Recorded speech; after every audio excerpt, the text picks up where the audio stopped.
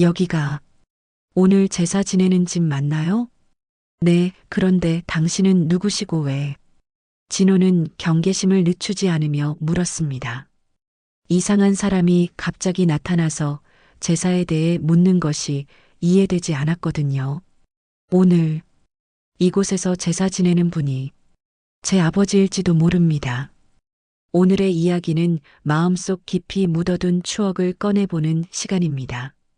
끝까지 함께 해주시면 분명 마음이 따뜻해지실 거예요. 구독과 좋아요는 무료지만 큰 힘이 됩니다. 서울 변두리 골목길 끝자락에 자리한 오래된 단독주택은 마치 시간이 멈춰선 듯 했습니다. 낡은 기와 지붕 사이로 스며드는 가을 햇살이 마당 한구석에 쌓인 낙엽들을 비추고 있었죠. 이 집의 주인인 김순자 할머니는 올해로 72살 구부정한 허리에도 불구하고 오늘만큼은 바쁜 손놀림을 멈추지 않고 있었습니다. 아이고, 벌써 이 시간이네. 순자 할머니는 부엌에서 나와 거실벽에 걸린 시계를 바라보았습니다. 오후 2시, 남편의 3주기를 맞아 내일 제사를 지내야 하는데 아직 준비할 것들이 산더미처럼 남아 있었죠. 무릎이 시큰거려 한 번씩 주저앉고 싶은 마음이 굴뚝 같았지만 평생을 지켜온 전통만큼은 소홀히 할 수 없었습니다. 어머니, 제가 도와드릴게요. 마침 회사에서 돌아온 아들 박진호가 현관문을 열고 들어섰습니다. 올해 45살인 진호는 중견 제조업체에서 격리 업무를 맡고 있었는데 최근 회사 사정이 좋지 않아 구조조정 소문이 돌고 있었죠. 하지만 어머니 앞에서만큼은 그런 내색을 하지 않으려 애썼습니다. 아들아, 고생 많다. 어서 와서 앉아라. 순자 할머니는 아들의 얼굴을 살펴보며 마음 한구석이 무거워졌습니다. 요즘 진호의 표정이 예전 같지 않다는 걸 모를 리 없었죠. 하지만 서로 힘든 내색은 하지 않는 것이 이 모자의 오랜 습관이었습니다. 진호는 넥타이를 풀며 부엌으로 향했습니다. 어머니 혼자서는 벅찰 제사 준비를 도와야 했거든요. 냉장고를 열어보니 이미 정성스럽게 준비해둔 재료들이 가지런히 놓여 있었습니다. 명태, 고등어, 그리고 아버지가 생전에 좋아하셨던 돼지갈비까지. 아버지께서 갈비 좋아하셨지. 진호는 쓸쓸한 미소를 지으며 중얼거렸습니다. 3년 전 갑작스럽게 세상을 떠난 아버지는 평생 성실한 공무원으로 살아왔습니다. 전쟁을 겪은 세대답게 검소하고 과묵했지만 가족을 위해서라면 어떤 희생도 마다하지 않는 분이었죠. 순자 할머니는 거실에서 제사상에 올릴 음식을 정리하고 있었습니다. 나물 5가지, 생선 2가지, 고기, 그리고 과일까지. 전통 방식 그대로 차리는 것이 돌아가신 남편에 대한 예의라고 생각했거든요. 진호야, 내 아버지 사진 좀 꺼내놓자. 네, 어머니. 진호는 안방으로 가서 서랍 깊숙한 곳에서 아버지의 영정사진을 꺼냈습니다. 흑백 사진 속 아버지는 군복을 입고 환한 미소를 짓고 계셨죠. 한국 전쟁 때 찍은 사진이라고 들었는데 당시에는 25살의 청년이었습니다. 이 사진을 볼 때마다 가슴이 아프구나. 순자 할머니는 남편의 젊은 모습을 바라보며 눈시울이 붉어졌습니다. 전쟁통에 만나 결혼한 지 50년 그 긴 세월이 주마등처럼 스쳐 지나갔죠. 힘들었던 시절도 많았지만 서로를 의지하며 살아온 소중한 시간들이었습니다. 아버지도 우리가 이렇게 정성스럽게 제사 지내는 걸 보시면 좋아하실 거예요. 진호는 어머니의 어깨를 살짝 두드리며 말했습니다. 어머니의 마음을 조금이나마 위로해드리고 싶었거든요. 해가 서쪽으로 기울어가고 있었습니다. 동네 골목길에는 퇴근길 사람들의 발소리가 들려오고 어디선가 저녁 준비하는 냄새가 솔솔 풍겨왔죠. 평범하고 조용한 일상이었습니다. 순자 할머니와 진호는 내일의 제사를 위해 마지막 점검에 여념이 없었습니다. 이 집안의 전통을 지키는 것, 돌아가신 아버지를 정성껏 모시는 것이 이들에게는 가장 중요한 일이었거든요. 내일이면 벌써 3년이네. 순자 할머니는 창밖을 바라보며 깊은 한숨을 내쉬었습니다. 시간은 빠르게 흘러가지만 그리움만큼은 여전히 가슴 깊은 곳에 자리하고 있었죠. 다음 날 저녁 김순자 할머니의 집안은 향 냄새로 가득했습니다. 제사상 위에는 정성스럽게 준비한 음식들이 가지런히 놓여 있었고 아버지의 영정사진 앞에서는 가느다란 연기가 피어오르고 있었죠. 순자 할머니와 진호는 검은 한복을 차려입고 엄숙한 표정으로 절을 올리고 있었습니다. 아버지, 오늘로 3년이 되었습니다. 진호는 무릎을 꿇고 아버지의 사진을 바라보며 조용히 말했습니다. 가슴 한편이 먹먹해지는 건 어쩔 수 없었죠. 아버지가 돌아가신 뒤로 자신이 이 집안의 기둥 역할을 해야 한다는 부담감이 날로 커져만 갔습니다. 순자 할머니는 촛불을 바라보며 눈물을 참고 있었습니다. 남편과 함께 보낸 50년의 세월이 어제 일처럼 생생했거든요. 전쟁 직후의 어려운 시절부터 진호를 키우며 살아온 모든 순간들이 주마등처럼 스쳐 지나갔습니다. 여보, 우리 잘 살고 있어요. 진호도 착하게 자라서 어머니 잘 모시고 있고요. 할머니는 남편의 사진을 향해 속삭이듯 말했습니다. 비록 곁에 없지만 여전히 남편과 대화하는 것처럼 느껴졌거든요. 시간이 흘러 제사의식이 거의 마무리될 무렵 대문 밖에서 이상한 소리가 들려왔습니다. 뭔가 무거운 것이 떨어지는 듯한 소리와 함께 신음소리가 섞여 있었죠. 어머니, 밖에 누가 있는 것 같은데요. 진호는 귀를 기울이며 조심스럽게 말했습니다. 이 시간에 누가 찾아올 리도 없고 더욱이 제사를 지내는 중이라 방해받고 싶지 않았거든요. 그냥 지나가는 사람이겠지. 신경 쓰지 말자. 순자 할머니는 제사를 마저 끝내고 싶어 했습니다. 하지만 밖의 소리는 계속되었고 점점 더 가까워지는 것 같았죠. 드디어 대문을 두드리는 소리가 들려왔습니다. 약하고 떨리는 손으로 두드리는 듯 했지만 분명히 누군가가 이 집을 찾아온 것이었습니다. 누구세요? 진호는 대문 쪽으로 다가가며 큰 소리로 물었습니다. 하지만 대답은 들리지 않았고 대신 더 절실한 듯한 두드림만 계속되었죠. 할 수 없이 진호는 대문을 열었습니다. 그 순간 그의 눈앞에 나타난 것은 상상도 못한 광경이었습니다. 허름한 옷을 입고 머리카락이 헝클어진 채 떨고 있는 젊은 남자가 대문 앞에 서 있었거든요. 남자는 30살 정도로 보였지만 얼굴은 야위고 피곤해 보였습니다. 옷은 며칠 동안 갈아입지 못한 듯 더러웠고 신발은 구멍이 뚫려 발가락이 보일 정도였죠. 전형적인 노숙자의 모습이었습니다. 죄송합니다.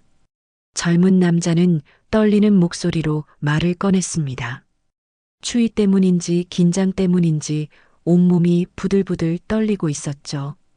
여기가 오늘 제사 지내는 집 맞나요?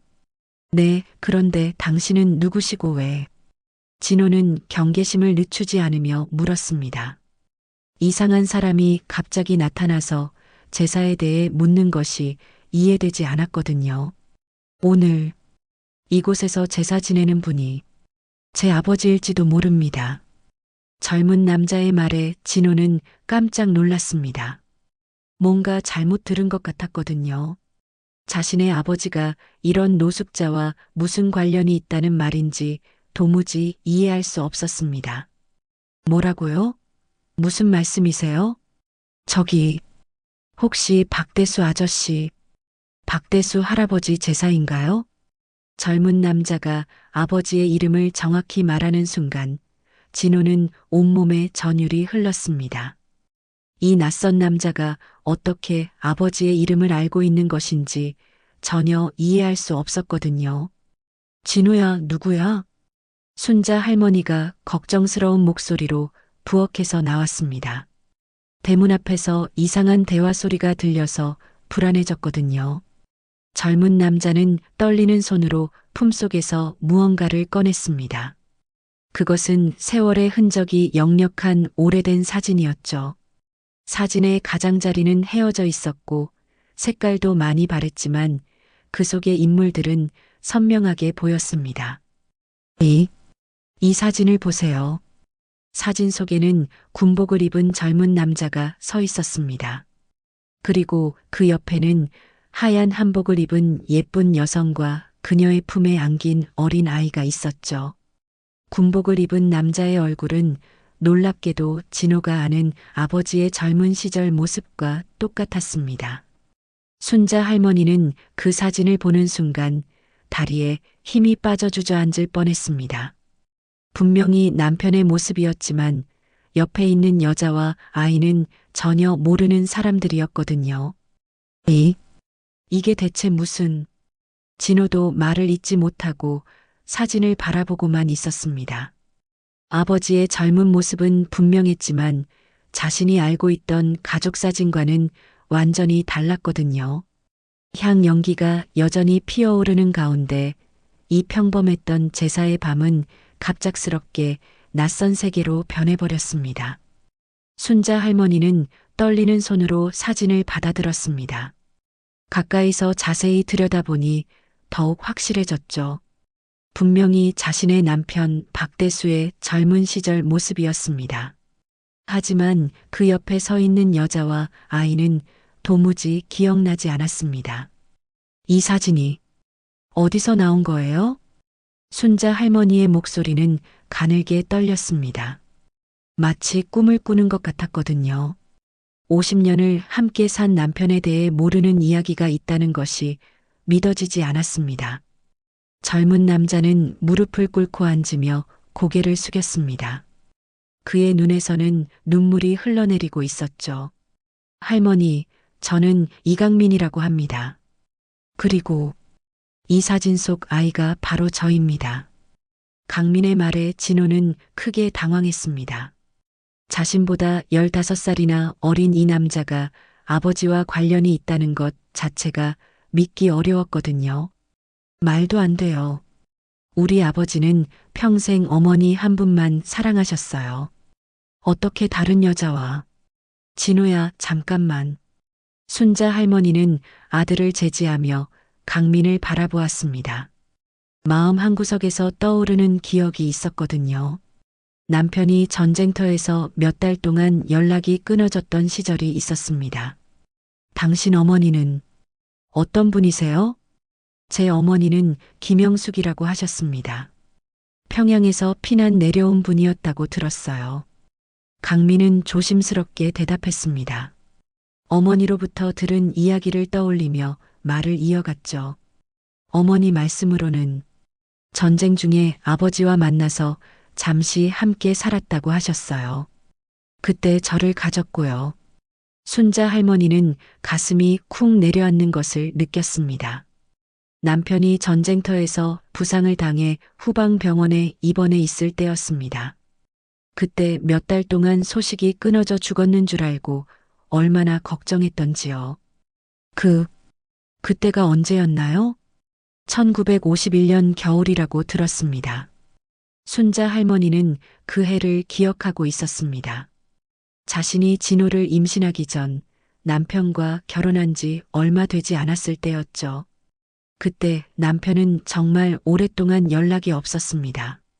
어머니, 설마 이 사람 말을 믿으시는 건 아니죠? 진호는 받아들일 수 없다는 표정으로 말했습니다. 아버지에 대한 자신의 모든 기억과 믿음이 흔들리는 것 같았거든요. 저도 제사를 드릴 자격이 있습니다. 강민이 간절한 목소리로 말했습니다. 그는 지금까지 아버지의 존재조차 확실하지 않은 채로 살아왔습니다. 어머니가 돌아가시면서 남긴 이 사진 한 장만이 유일한 단서였거든요. 자격이라니요? 당신이 무슨 자격으로... 진호야, 그만해. 순자 할머니는 아들의 말을 가로막았습니다. 강민을 바라보는 할머니의 눈빛에는 복잡한 감정이 어려 있었죠. 당신 어머니는 지금 어디 계세요? 작년에 돌아가셨습니다. 병원비도 없어서 제대로 치료도 못 받으시고. 강민의 목소리가 떨렸습니다. 어머니의 마지막 모습이 떠올랐거든요. 가난 때문에 제대로 된 치료를 받지 못한 채 세상을 떠난 어머니를 생각하면 가슴이 미어졌습니다. 순자 할머니는 눈물이 맺혔습니다. 만약 강민의 말이 사실이라면 남편에게는 자신이 모르는 또 다른 가족이 있었던 것입니다. 그리고 그들은 이렇게 어렵게 살아왔던 것이죠. 그래서 아버지를 찾아다녔어요. 어머니가 남겨주신 주소를 따라서. 강민은 낡은 쪽지를 꺼냈습니다. 거기에는 이 집의 옛 주소가 삐뚤빼뚤한 글씨로 적혀 있었죠. 이 주소가 여기가 맞나요? 순자 할머니는 그 쪽지를 받아보았습니다. 분명히 이 집의 주소였지만 오래전에 사용되던 표기 방식이었습니다. 몇십 년 전 남편이 직접 써준 것 같았죠. 진호는 여전히 믿을 수 없다는 표정이었습니다. 아버지가 다른 여자와 아이를 두었다는 것, 그것도 자신보다 어린 형제가 있다는 것이 받아들여지지 않았거든요. 어머니, 이 사람의 말을 그대로 믿으시면 안 됩니다. 사기꾼일 수도 있어요. 진호야. 순자 할머니는 복잡한 심정이었습니다. 한편으로는 아들의 말이 맞을 수도 있다고 생각했지만 다른 한편으로는 강민의 절실한 표정을 보면 거짓말 같지 않았거든요. 저는 그냥 아버지가 누구인지 알고 싶었을 뿐입니다. 평생 아버지 없이 자랐거든요. 강민의 말에는 깊은 슬픔이 배어 있었습니다. 어머니 하나만 의지하며 살아온 삶, 그리고 아버지에 대한 궁금증으로 가득한 지난 세월이 고스란히 드러났죠. 제사상 위의 촛불이 바람에 흔들리고 있었습니다. 향 연기는 여전히 피어오르고 있었지만 이 집안의 평화로운 분위기는 완전히 사라져버렸습니다. 순자 할머니는 남편의 영정사진을 바라보며 속으로 중얼거렸습니다. 여보, 이게 정말 당신 이야기인가요? 사진 속 남편은 여전히 환한 미소를 짓고 있었지만 이제는 그 미소조차 낯설게 느껴졌습니다. 강민은 떨리는 손으로 품속에서 또 다른 것을 꺼냈습니다. 그것은 누렇게 바랜 봉투였는데 세월의 흔적이 역력했죠. 봉투 겉면에는 삐뚤빼뚤한 글씨로 강민에게라고 적혀 있었습니다. 이건 아버지가 제게 남겨주신 편지입니다. 강민의 말에 순자 할머니와 진호는 숨을 죽였습니다. 편지라니, 이것까지 진짜라면 이야기는 완전히 달라질 수밖에 없었거든요. 어머니가 돌아가시기 전에 저에게 주셨어요. 아버지가 어머니에게 맡겨두신 거라고. 강민은 조심스럽게 편지를 꺼냈습니다. 종이는 너무 오래되어 만지기만 해도 찢어질 것 같았죠.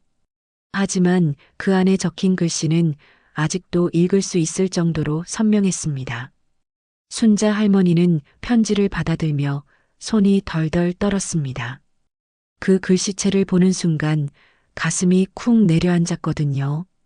분명히 남편의 필체였습니다. 50년을 함께 살면서 수없이 봐온 그 글씨였죠. 강민아, 아빠가 너에게 미안하다. 전쟁이 끝나면 반드시 너와 엄마를 찾아가겠다고 약속했지만 그러지 못했구나. 언젠가 내 집을 찾아가거라. 나는 죄인이다. 너희를 버리고 온 죄인이야. 편지를 읽어 내려가는 순자 할머니의 목소리는 점점 작아졌습니다.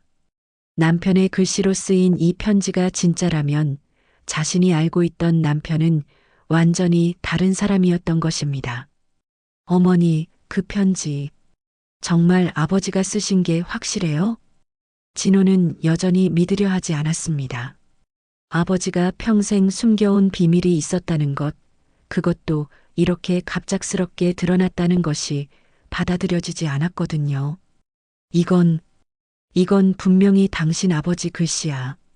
순자 할머니는 편지를 다시 한번 자세히 들여다보았습니다.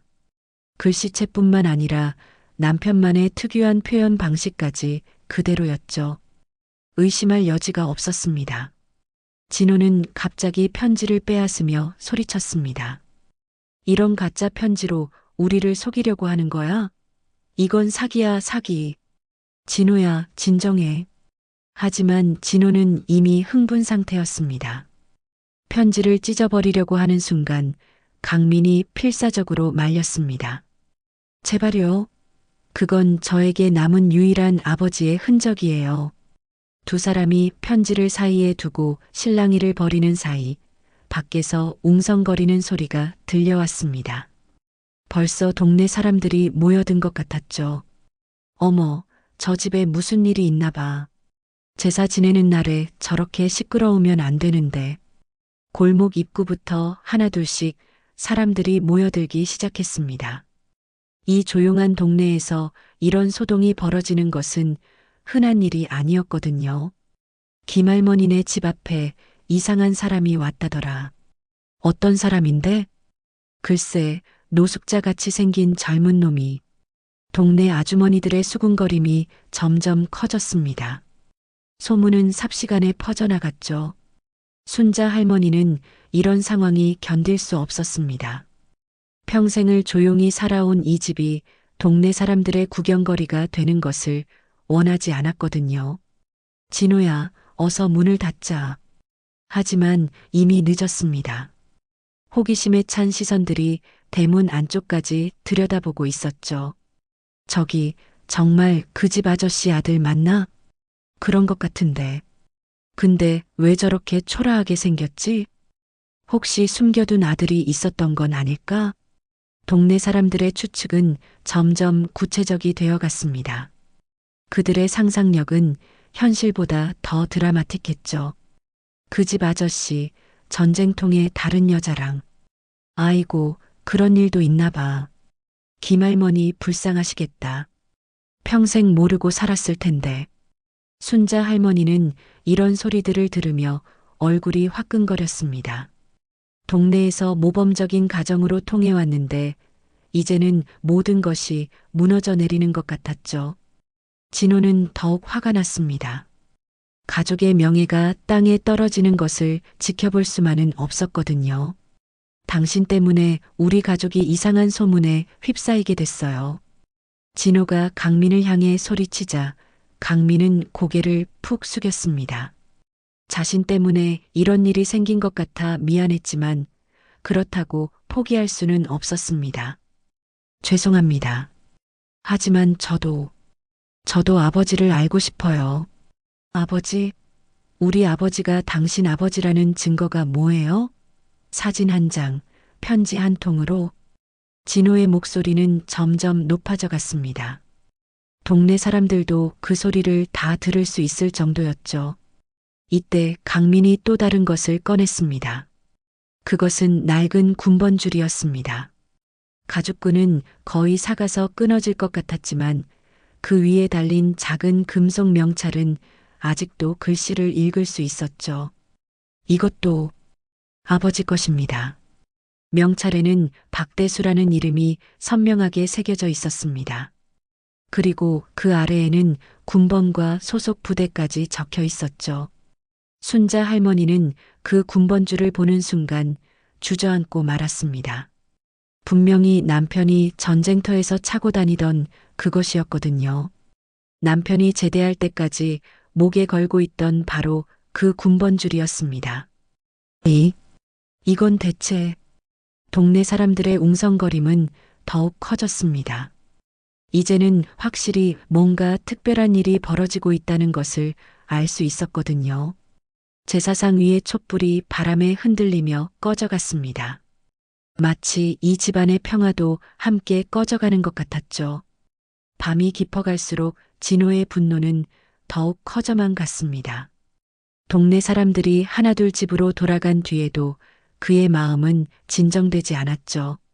부엌에서 소주병을 꺼내 벌컥벌컥 마시기 시작했습니다. 진호야, 술은 그만 마셔라. 순자 할머니는 걱정스러운 마음으로 아들을 말렸지만 진호는 듣지 않았습니다. 평생을 존경해온 아버지가 다른 여자와 아이를 두었다는 사실을 받아들일 수 없었거든요. 강민은 대문 앞 계단에 웅크리고 앉아 있었습니다. 갈 곳도 없고 그렇다고 이대로 포기할 수도 없어서 망설이고 있었죠. 차가운 바람이 불어와 몸을 더욱 떨게 만들었습니다. 당신, 정말 우리 아버지 아들이라고 확신해요? 순자 할머니가 강민에게 조심스럽게 물었습니다. 마음 한편으로는 이 젊은이가 불쌍해 보였거든요. 설령 진짜 가족이 아니라 하더라도 이렇게 떠돌아다니며 아버지를 찾고 있다는 사실 자체가 안타까웠습니다. 저도 확실하지는 않습니다. 강민은 솔직하게 대답했습니다. 어머니로부터 들은 이야기와 남겨진 물건들만이 전부였거든요. 하지만 어머니가 거짓말하실 분은 아니었어요. 평생을 혼자 저를 키우시면서도 아버지에 대한 원망은 한 번도 하지 않으셨거든요. 강민의 말에는 돌아가신 어머니에 대한 그리움이 담겨 있었습니다. 가난한 살림에도 불구하고 자식만큼은 바르게 키우려고 했던 어머니의 모습이 떠올랐죠. 어머니가 말씀하시길 아버지는 좋은 사람이었다고 하셨어요. 다만 전쟁 때문에 어쩔 수 없이 헤어져야 했던 거라고. 이때 진호가 술에 취한 채로 밖으로 나왔습니다. 얼굴은 빨갛게 달아올랐고 걸음걸이도 비틀거렸죠. 좋은 사람? 좋은 사람이 가족을 배신해? 진호는 강민을 향해 험악한 표정을 지었습니다. 술 기운 때문에 평소보다 더욱 공격적이 되어 있었거든요. 우리 아버지는 평생 성실하고 정직하게 사셨어. 그런데 넌 그 모든 걸 망가뜨리려고 나타난 거야. 진우야, 제발 그만해라. 순자 할머니가 아들을 만류했지만 진우는 이미 자제력을 잃은 상태였습니다. 넌 우리 집을 흔들려고 작정한 사기꾼이야. 우리 가족을 파괴하려는 나쁜 놈이라고. 진호가 강민을 밀치자 강민은 뒤로 넘어져 계단에 등을 부딪혔습니다. 하지만 강민은 화를 내지 않았습니다. 오히려 이해한다는 듯한 표정이었죠. 형님 마음 이해해요. 저라도 그랬을 것 같아요. 형님? 누가 내 형이래? 진호는 더욱 격분하며 강민의 옷깃을 붙잡았습니다. 하지만 그 순간 강민이 손에 쥐고 있던 무언가가 달빛에 반짝였죠. 그것은 오래된 군번줄이었습니다. 강민이 아끼고 아끼던 아버지의 유일한 흔적이었거든요. 그런데 진호가 흔들어대는 바람에 이미 사가있던 끈이 툭 끊어져 버렸습니다. 아! 강민은 황급히 군번줄을 주우려 했지만 어둠 속에서 작은 명찰을 찾기는 어려웠습니다. 그의 눈에서 눈물이 흘러내렸죠. 이거 없으면 저는 정말 아무것도 없어요. 강민은 바닥을 더듬으며 필사적으로 명찰을 찾았습니다. 그것만이 자신과 아버지를 연결해주는 유일한 고리였거든요. 순자 할머니는 그런 강민의 모습을 보며 마음이 아팠습니다. 설령 이 젊은이가 자신들과 아무 관련이 없다 하더라도 이렇게 절망적인 모습을 보고 있을 수는 없었거든요. 여기 있어요. 할머니가 계단 틈 사이에서 작은 명찰을 찾아 강민에게 건네주었습니다. 강민은 그것을 받아들며 눈물을 흘렸죠. 감사합니다, 할머니. 그런데 할머니가 명찰을 자세히 들여다보는 순간 놀라운 사실을 발견했습니다. 명찰의 뒷면에는 작은 글씨로 뭔가가 새겨져 있었거든요. 이게 뭐지? 할머니는 안경을 쓰고 명찰을 가까이 가져다 보았습니다. 달빛 아래에서 겨우 읽을 수 있는 작은 글씨가 있었죠. 영수가 미안하다. 대수. 그 짧은 문장을 읽는 순간 순자 할머니는 온몸에 힘이 빠져 주저앉고 말았습니다. 영숙이라는 이름, 그것은 강민이 말한 자신의 어머니 이름이었거든요. 어머니. 진호가 황급히 어머니를 부축했습니다. 할머니의 얼굴은 창백해져 있었고 입술은 파르르 떨리고 있었죠. 이건 정말 내 아버지가 새긴 거구나. 할머니의 말에 강민은 고개를 끄덕였습니다.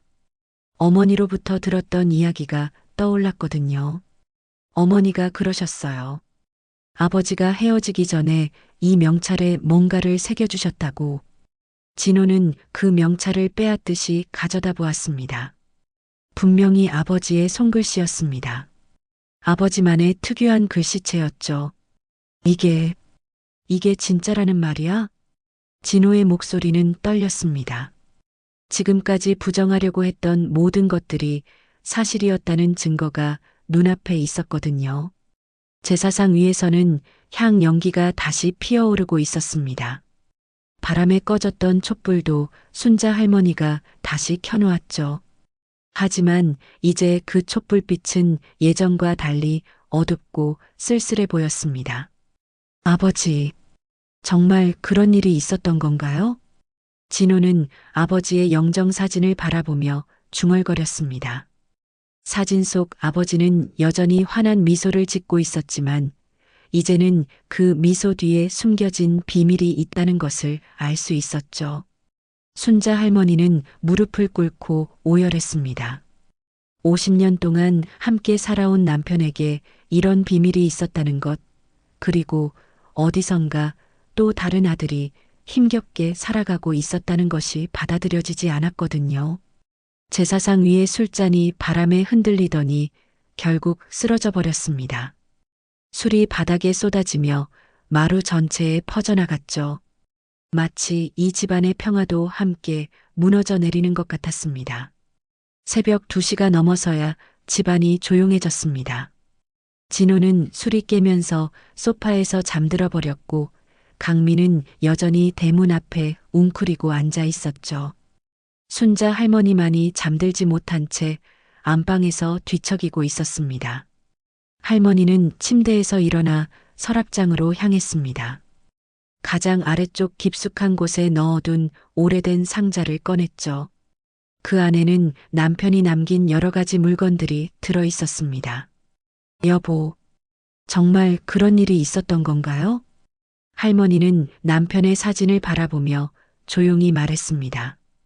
마치 남편이 대답해 주기를 기다리는 것처럼요. 상자 맨 아래에서 낡은 일기장이 나왔습니다.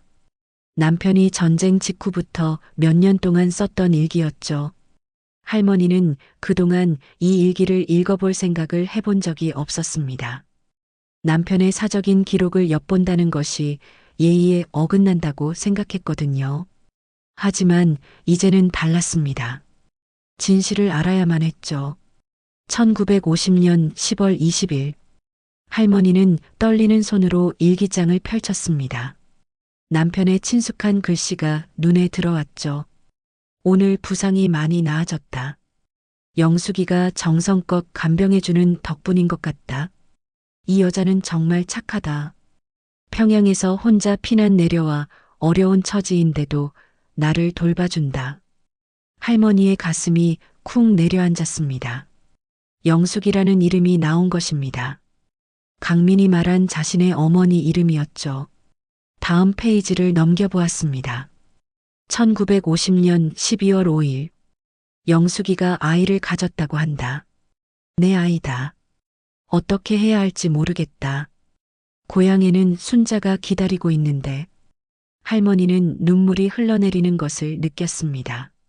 남편이 다른 여자와 관계를 가졌다는 것, 그리고 그 사이에서 아이까지 생겼다는 것이 확실해졌거든요. 1951년 2월 15일. 강민이가 태어났다. 작고 예쁜 아기다. 하지만 나는 이제 부대로 돌아가야 한다.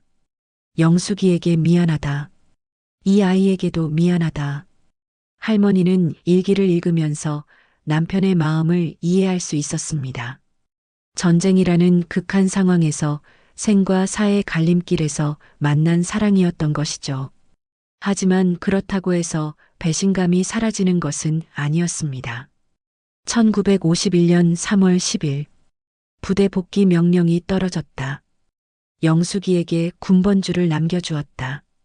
뒷면에 사과의 말을 새겨서 언젠가는 이 아이를 찾아가겠다고 약속했지만 고향으로 돌아가면 그럴 수 있을까? 할머니는 그제야 모든 것을 이해했습니다. 남편이 전쟁터에서 연락이 두절되었던 그 몇 달 동안 이런 일들이 있었던 것이죠.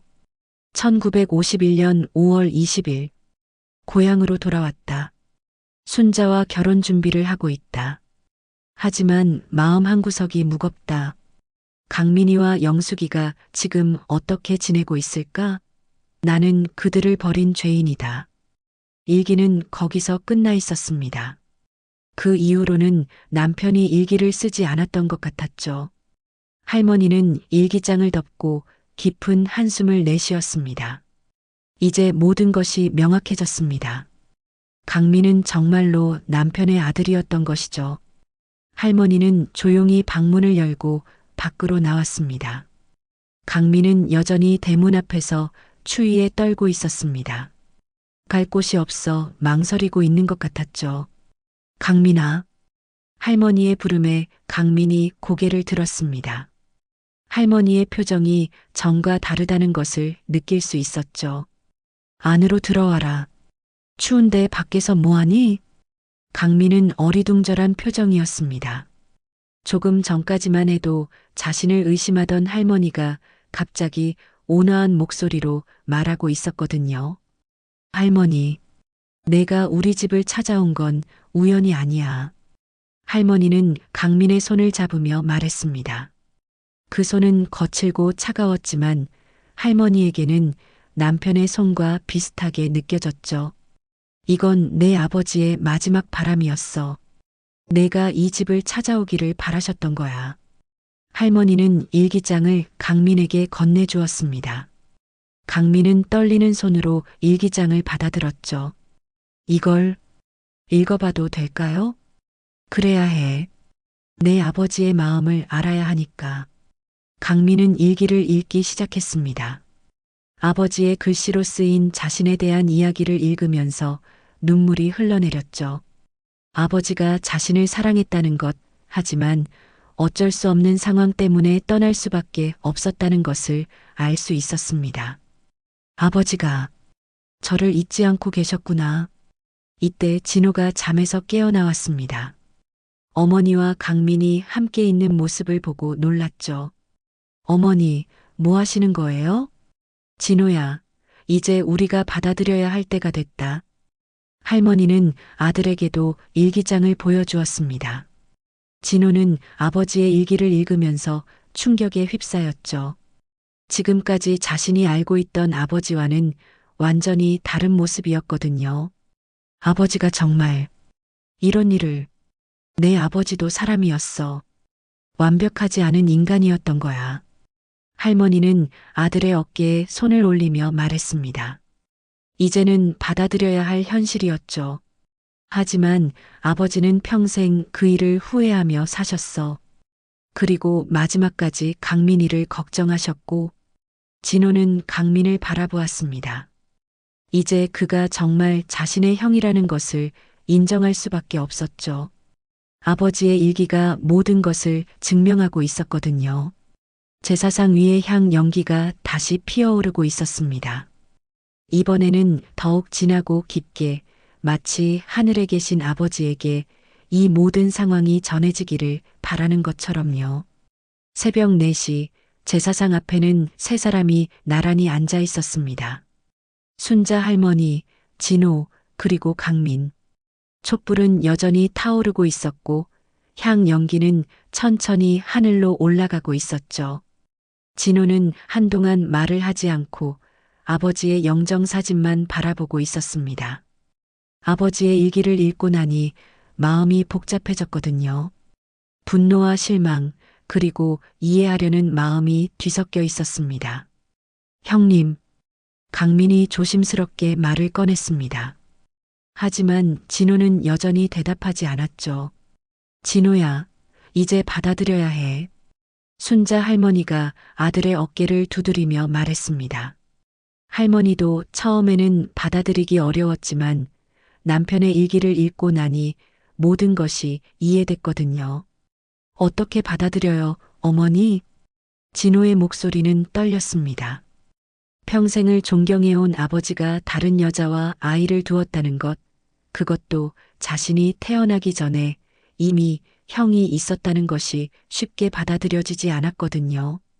우리 아버지는 완벽한 분이라고 생각했는데 완벽한 사람은 없어, 진호야.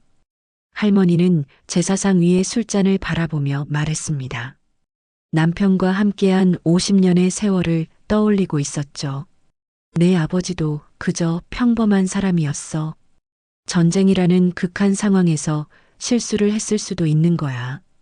강민은 조용히 고개를 숙이고 있었습니다. 자신 때문에 이 가족이 힘들어하고 있다는 것이 마음 아팠거든요. 저는 그냥 가겠습니다. 강민이 일어서려 하자 순자 할머니가 그를 붙잡았습니다. 어디 가려고 하니? 이렇게 가족들을 힘들게 할 수는 없어요. 저는 혼자서도 잘 살아갈 수 있어요.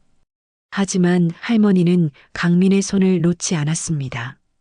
이 젊은이도 남편의 피를 이어받은 소중한 아들이었거든요. 내가 어디로 갈 곳이 있니? 이미 이 집을 찾아온 이상 가족이 된 거야. 할머니, 강민의 눈에서 눈물이 흘러내렸습니다. 평생 가족의 따뜻함을 제대로 느껴보지 못했던 그에게 할머니의 말은 큰 위로가 됐거든요. 이때 진호가 갑자기 일어섰습니다. 제사상 앞으로 다가가서 아버지의 사진을 바라보았죠. 아버지, 정말 못된 분이에요. 진호의 목소리에는 원망이 담겨 있었습니다. 하지만 그 원망 뒤에는 아픔도 숨어 있었죠. 왜 이런 비밀을 가지고 계셨어요? 왜 강민이 형을 찾지 못하게 하셨어요? 진호는 술잔을 들어 올렸습니다. 마지막 잔이었죠. 제사의 마무리를 짓는 술잔이었습니다. 하지만 아버지도 힘드셨겠죠. 진호의 목소리가 부드러워졌습니다. 아버지의 일기에서 느꼈던 고뇌와 후회를 이해할 수 있었거든요. 전쟁터에서 죽을지 살지 모르는 상황에서 만난 사랑이었을 테고, 그리고 그 사랑 때문에 평생 괴로워하셨을 테고, 진호는 천천히 강민을 향해 돌아섰습니다. 강민은 여전히 고개를 숙이고 있었죠. 강민 씨. 네. 아니다, 강민이. 진호는 말을 고치며 다시 시작했습니다. 이제는 형 동생으로 부르는 것이 맞다고 생각했거든요. 강민이 형. 그 말을 듣는 순간 강민은 고개를 들었습니다. 진호가 자신을 형이라고 불러준 것입니다. 평생 꿈꿔왔던 일이었죠. 넌 아버지의 아들이라고? 그렇다면 내 형이란 말이냐? 진호의 목소리는 떨렸습니다. 아직도 완전히 받아들이기는 어려웠지만 부정할 수도 없는 현실이었거든요. 그럼 형님이라고 불러도 될까요? 강민의 물음에 진호는 잠시 망설였습니다. 하지만 곧 고개를 끄덕였죠. 그래야지. 형은 형이니까. 진호는 술잔을 강민 앞에 놓았습니다. 아버지를 위한 마지막 술잔이었죠. 이 술은 아버지를 위한 거야. 그리고 우리를 위한 거야. 강민은 떨리는 손으로 술잔을 받았습니다. 평생 꿈꿔왔던 아버지의 제사에 참여하는 순간이었거든요. 아버지, 저도 이제 아버지 제사를 지낼 수 있게 됐어요. 강민은 아버지의 사진을 향해 말했습니다. 눈물이 흘러내렸지만 이번에는 기쁨의 눈물이었죠. 순자 할머니도 눈물을 흘렸습니다. 남편의 숨겨진 과거를 알게 된 것은 아팠지만 이렇게 새로운 아들을 얻게 된 것은 기뻤거든요. 그래, 우리는 이제 가족이야. 할머니는 두 아들을 바라보며 말했습니다. 진호와 강민, 둘 다 소중한 아들들이었죠. 진호는 강민과 함께 아버지의 사진 앞에 절을 올렸습니다. 형제가 함께 드리는 첫 번째 절이었죠. 아버지, 이제 걱정 마세요. 형과 제가 서로 도우면서 어머니를 잘 모시겠습니다. 진호의 말에 강민도 고개를 끄덕였습니다. 이제야 진짜 가족이 된 것 같았거든요. 제사상 위의 촛불이 바람에 한번 흔들리더니 다시 안정을 찾았습니다. 마치 아버지가 이 모든 상황을 지켜보며 안심하고 계시는 것 같았죠. 형님, 앞으로 잘 부탁드려요. 나도, 나도 잘 부탁해. 강민이 형. 두 사람은 서로의 손을 잡았습니다. 아버지의 피를 나눈 진짜 형제가 된 순간이었죠. 순자 할머니는 그런 두 아들을 바라보며 미소 지었습니다. 비록 복잡한 사연으로 시작됐지만 이제는 진짜 가족이 된 것이었습니다. 방 안가득 울음소리가 터졌습니다. 하지만 이번에는 슬픔의 울음이 아니라 기쁨과 안도의 울음이었죠. 오랫동안 숨겨져 있던 진실이 드러나면서 가족은 새로운 정의를 만들어가고 있었습니다. 열흘이 지난 어느 오후 순자 할머니는 다락방 청소를 하고 있었습니다. 오랫동안 손대지 않았던 오래된 상자들을 정리하던 중이었죠. 강민이 이 집에 머물게 되면서 방을 하나 더 만들어야 했거든요. 할머니, 제가 도와드릴게요. 강민이 계단을 올라오며 말했습니다. 열흘 전과는 완전히 달라진 모습이었죠. 깔끔하게 머리를 자르고 진호가 사준 새 옷을 입고 있었습니다. 무엇보다 얼굴에 생기가 돌았습니다. 고마워, 강민아. 이 상자들이 너무 무거워서. 할머니와 강민이 함께 오래된 나무 상자를 옮기던 중 상자 바닥이 빠지면서 안에 있던 물건들이 쏟아져 나왔습니다. 그 중에는 오래된 사진첩도 있었죠. 어머, 이런 게 여기 있었구나. 할머니는 먼지를 털어내며 사진첩을 열어보았습니다. 가장 첫 페이지에는 남편의 젊은 시절 사진들이 붙어 있었는데 그 중 하나가 할머니의 시선을 사로잡았습니다. 사진 속에는 군복을 입은 박대수가 두 명의 어린 아이의 손을 잡고 서 있었습니다. 한 아이는 진호처럼 보였고 다른 아이는 강민을 닮아 있었죠. 이게 뭐지? 할머니는 사진을 자세히 들여다보았습니다. 분명히 남편이 찍은 사진이었는데 언제 이런 사진을 찍었는지 기억이 나지 않았거든요. 할머니, 이 사진. 강민도 그 사진을 보며 깜짝 놀랐습니다. 자신과 닮은 아이가 아버지 손을 잡고 있는 모습이었거든요. 아, 맞다. 이 사진. 순자 할머니가 갑자기 기억을 떠올렸습니다.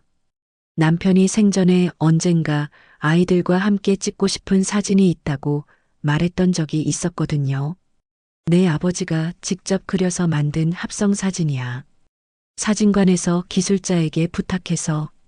할머니는 사진 뒷면을 확인해 보았습니다. 거기에는 남편의 글씨로 진호와 강민이 함께라고 적혀 있었죠. 아버지가 저를 잊지 않고 계셨구나. 강민의 눈에 눈물이 고였습니다. 아버지가 평생 자신을 그리워했다는 증거였거든요. 이때 회사에서 돌아온 진호가 집으로 들어왔습니다. 요즘 진호는 예전보다 훨씬 밝아 보였습니다. 강민이라는 형이 생기면서 오히려 마음의 짐이 덜어진 것 같았거든요. 형, 어서 와요. 이것 좀 보세요. 진호는 강민이 건네준 사진을 보며 놀랐습니다. 자신과 강민이 함께 있는 모습이었거든요. 이게 언제 찍은 사진이에요? 아버지가 상상으로 만드신 거야. 너희 둘이 함께 있는 모습을 꿈꾸셨던 거지. 순자 할머니의 설명을 듣고 진호는 가슴이 뭉클해졌습니다. 아버지가 평생 이런 꿈을 가지고 계셨던 것이죠. 아버지, 정말 대단하신 분이었어요. 진호는 이제 아버지에 대한 원망보다는 이해하는 마음이 더 컸습니다. 전쟁이라는 극한 상황에서도 가족을 사랑했던 아버지의 마음을 알 수 있었거든요. 그런데 형, 오늘 회사에서 좋은 소식이 있었어요. 진호는 밝은 표정으로 말했습니다. 구조조정 위기에서 벗어났을 뿐만 아니라 오히려 승진 기회까지 생겼다고 했죠. 정말요? 다행이네요. 그리고 형한테도 좋은 소식이 있어요. 우리 회사 창고에서 일할 사람을 찾고 있다고 해서 추천했거든요. 강민은 깜짝 놀랐습니다. 아직 정식으로 일자리를 구하지 못한 상태였는데 진호가 먼저 신경 써준 것이었죠. 형님, 감사해요. 가족인데 뭘 감사해요. 이제 우리 모두 같이 살아가야죠. 순자 할머니는 두 아들의 대화를 들으며 흐뭇해했습니다. 처음에는 복잡하고 어려운 상황이었지만 이제는 진짜 가족이 된 것 같았거든요. 그건 그렇고 다음 주에 아버지 성묘를 가야겠어요. 진호의 말에 강민이 고개를 끄덕였습니다. 아직 아버지의 묘소에 가본 적이 없었거든요. 강민이 형도 처음 가보는 거니까 함께 가요. 네, 꼭 가고 싶어요. 며칠 후, 세 사람은 아버지의 묘소를 찾았습니다. 산자락에 자리 잡은 조용한 곳이었죠. 묘비에는 박대수라는 이름이 새겨져 있었습니다. 아버지, 강민이 형을 데려왔어요. 진호가 묘비 앞에서 말했습니다. 강민은 처음 보는 아버지의 묘 앞에서 한참 동안 울었죠. 아버지, 이제야 찾아뵙게 됐어요. 늦어서 죄송해요. 강민은 무릎을 꿇고 절을 올렸습니다. 평생 그리워했던 아버지와의 첫 만남이었거든요. 순자 할머니도 남편의 묘 앞에서 마음속으로 말했습니다. 여보, 이제 걱정 마세요. 우리 아들들이 서로 잘 지내고 있어요. 할머니, 앞으로 저희가 어머니를 잘 모시겠습니다. 강민의 말에 할머니는 고개를 끄덕였습니다. 이제 혼자가 아니었습니다. 두 아들이 함께 있었거든요. 그래, 우리 이제 진짜 가족이야. 집으로 돌아오는 길에 진호가 말했습니다. 형, 아버지께서 우리를 이어주셨네요. 그래, 전쟁은 우리를 갈라놨지만 아버지의 피는 결국 우리를 다시 만나게 해주셨어. 순자 할머니는 두 아들을 바라보며 중얼거렸습니다. 남편이 평생 품고 있던 죄책감도 강민이 느꼈던 외로움도 이제는 모두 해결된 것 같았거든요. 저녁이 되어 집에 도착했을 때 제사상이 놓여있던 거실에는 따뜻한 저녁 식사가 준비되어 있었습니다. 강민이 미리 와서 준비한 것이었죠. 이제 매일 이렇게 함께 밥을 먹을 수 있겠구나. 할머니는 두 아들과 함께 앉아 밥을 먹으며 행복해했습니다. 오래된 슬픔은 가고 새로운 희망이 자리 잡았거든요. 집안에는 오래된 슬픔과 새로운 희망이 동시에 자리 잡고 있었습니다. 전쟁이 남긴 상처는 치유되었고 가족은 다시 하나가 되었습니다. 비록 복잡한 과정을 거쳤지만 사랑은 결국 모든 것을 이어주었던 것입니다.